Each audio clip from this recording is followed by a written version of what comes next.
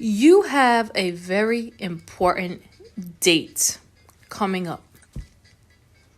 It's tonight. It can't be rescheduled. It has to be tonight. You hate the rain. It starts pouring. What do you do? Do you cancel this date that cannot be rescheduled?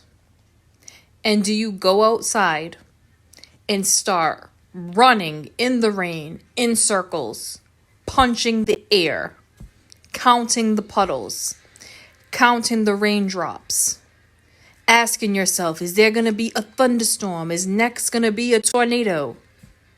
Or do you just let it rain, go to your date, have a wonderful time, come home and go to sleep?